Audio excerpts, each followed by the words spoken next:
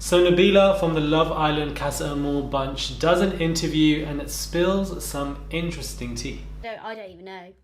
Really? I really don't know. I mean, obviously he did that statement, but I literally have no idea what went on or why. Because they won't go into depth. They won't go into depth. They won't. Is he even allowed contractually? Is that the word? Contractionally? I don't even think he's in a...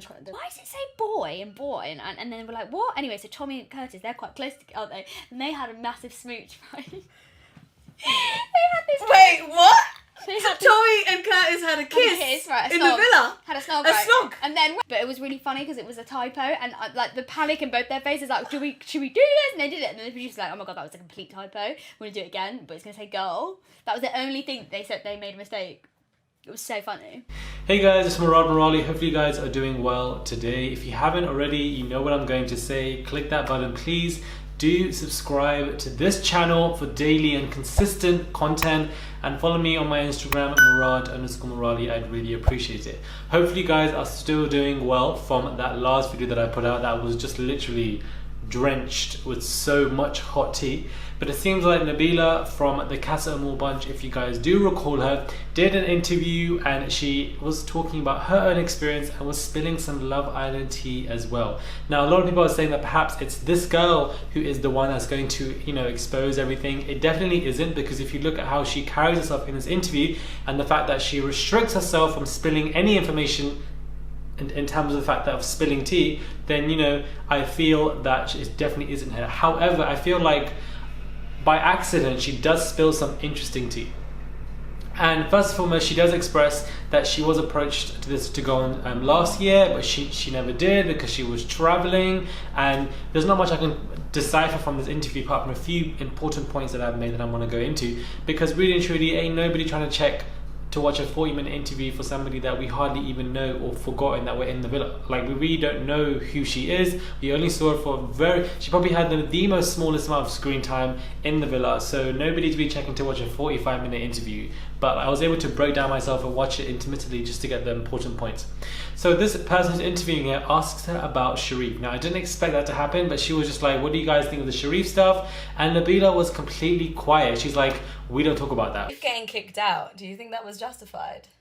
They wouldn't even let, ITV were like, we're not talking about it and don't talk about it. So we just ignore it. It's there. It's like the forbidden fruit, something like that. Something that we just don't address. It's the elephant in the room, but we keep it like the elephant in the room. We don't address it. We don't talk about it. It is what it is. That's what's happened. It's unfortunate. She keeps very quiet on that. She wants to move on from it very quickly. Very, very dismissive. And I find that very interesting. Perhaps the producers have told the Islanders, now that post leaving the show, that if they are asked about stuff like the Sherif's whole situation, they have to just ignore it. I don't even know. Really? I really don't know. I mean, obviously he did that statement, but I literally have no idea what went on or why. Because they won't go into depth. They won't go into depth.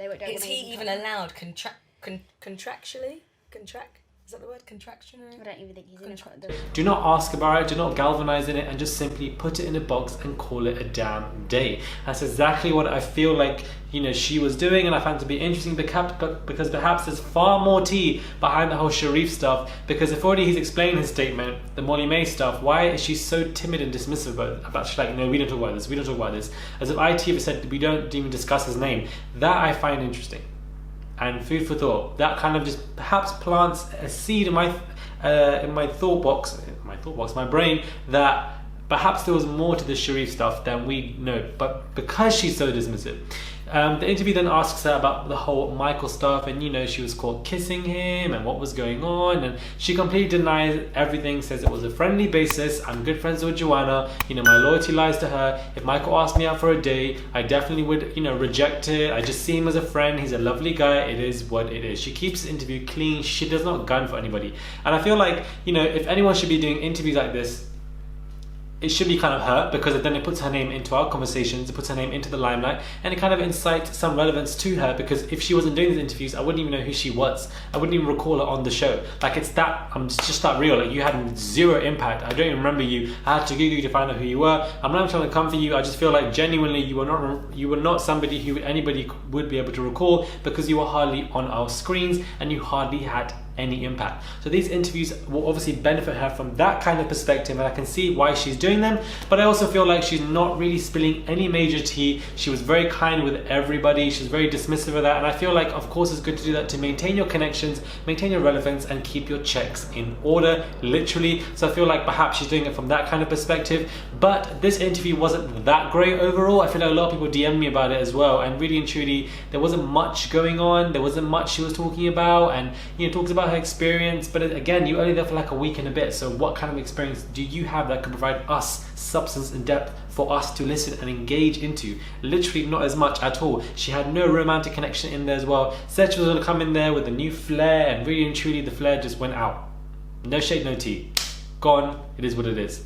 Lights out. So let me know what you think about this mini video of Nabila spilling some tea. If you guys watched more of it and know more of the tea that she's apparently spilled, do comment down below. Let's start a discussion. But watching it intermittently the entire 45 minutes, there wasn't much interest going on. But there's that Sherif segment I wanted to get into, because she really is dismissive with that, and she denies the whole Michael stuff. So I feel like I wanted to touch on those two important topics, because that is probably what are the most important things that she's discussed in this interview. Let me know what your thoughts are. Do subscribe, obviously. Click that button, please, for daily and consistent content. Follow me on my Instagram, Murad_Murali, and I'd really appreciate it, and I'll catch you guys soon for another video.